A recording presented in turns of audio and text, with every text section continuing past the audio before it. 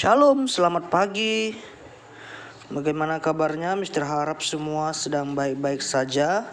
Hari ini kita lanjutkan pembelajaran kita untuk kelas 4. Kita masuk dalam pembelajaran kita bersyukur selalu di pembelajaran keempat.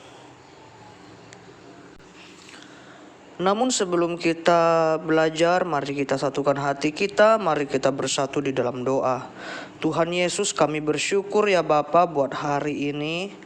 Kami masih boleh belajar, karena kasih-Mu kami bisa melakukan pembelajaran kami hari ini ya Bapa. Engkau urapi kami ya Tuhan, agar setiap apapun yang kami pelajari bisa bermanfaat dalam kehidupan kami. Di dalam nama Yesus kami berdoa dan mengucap syukur. Amin. Baiklah, untuk hari ini kita mau belajar bersyukur selalu. Kenapa kita harus bersyukur? Apa yang harus kita syukuri? Apa manfaat syukur? Apa manfaat apabila kita bersyukur kepada Yesus?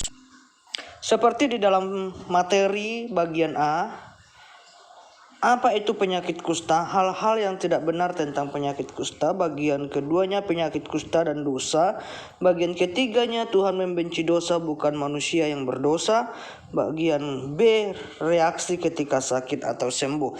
Jadi hari ini kita mau belajar bahwa kita harus bersyukur apapun keadaan kita, apapun yang kita alami, bagaimanapun orang tua kita, bagaimanapun pembelajaran kita saat ini, apapun yang terjadi di negara kita atau di seluruh dunia, pembelajaran kita hari ini mengajarkan kita harus tetap bersyukur. Nah, karena bersyukur itulah yang Tuhan ajarkan kepada kita sebagai anak-anak Tuhan. Mungkin saat ini kita sedang mengalami sakit, sedang mengalami masalah dalam kehidupan kita contohnya, atau di dalam keluarga kita. Tetapi kita harus bersyukur, belajar untuk bersyukur. Banyak orang yang sakit, mungkin kita sekarang selagi sehat-sehatnya, padahal di rumah sakit sana atau di luar sana banyak sekali orang yang sakit. Jadi kita harus bersyukur atas apa yang telah Tuhan berikan di dalam kehidupan kita. Seperti di dalam pembelajaran kita di minggu yang lalu menceritakan ada ke-10 orang kusta yang datang kepada Yesus. Tetapi hanya satu orang yang datang untuk bersyukur atau untuk berterima kasih kepada Yesus. Yang ke-9-nya kemana? Mereka tidak balik kepada Yesus. Tetapi karena kesetiaan, karena syukurnya kepada Yesus, yang satu orang itu kembali kepada Yesus untuk mengucap syukur. Nah, bagi kita sebagai anak-anak Tuhan, kita harus bersyukur apapun yang terjadi di dalam kehidupan kita. Karena setiap masalah yang kita alami itu semua kehendak Tuhan. Tidak ada rencana Tuhan yang tidak baik di dalam kehidupan kita sebagai anak-anaknya. Kita akan menyaksikan video bagaimana seseorang bisa bersyukur di dalam kehidupannya.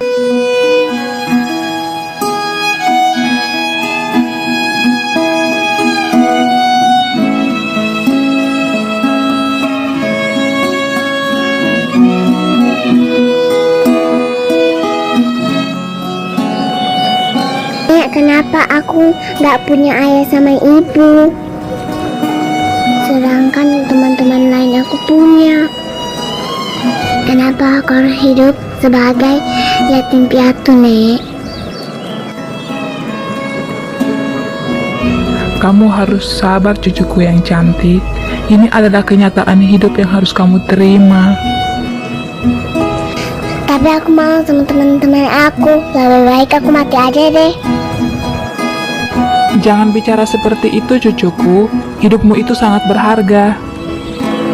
Tapi kenapa mereka meninggalkan aku? Apakah mereka nggak sayang sama aku? Kedua orang tuamu sangat menyayangi kamu, Cuk. Kedua orang tuamu meninggal dalam kecelakaan, Cuk. Waktu itu kamu masih sangat kecil.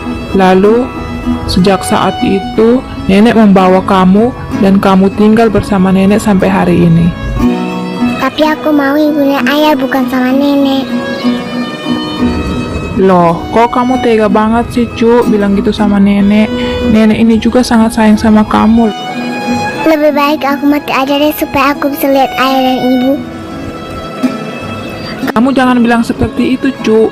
Seharusnya kamu itu bersyukur karena sampai saat ini Tuhan masih memberikan kamu nafas kehidupan.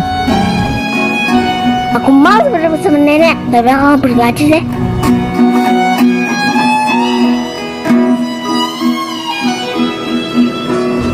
Kalista, kenapa kamu kelihatan murung sekali hari ini?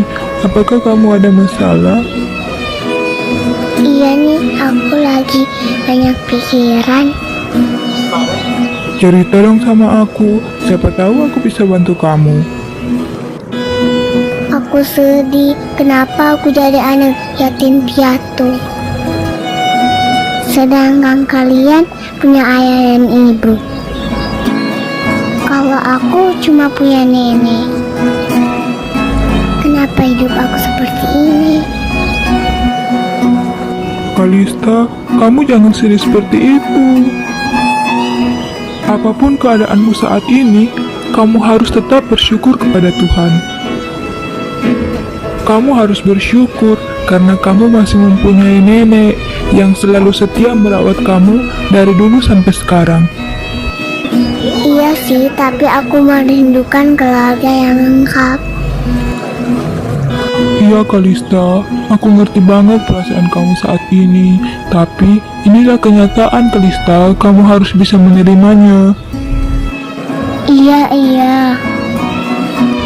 Kalista, walaupun kamu adalah seorang anak yatim piatu dan kamu hanya memiliki seorang nenek, namun kamu harus ingat satu hal, bahwa kamu masih mempunyai Tuhan Yesus yang selalu membimbing setiap langkah kamu dan menyertai kamu Kalista, sehingga sampai saat ini kamu masih bisa menikmati nafas kehidupan ini. Iya, aku ngerti sekarang. Iya, aku akan berusaha mengucap syukur dalam segala hal apapun. Makasih ya sudah ingatkan aku.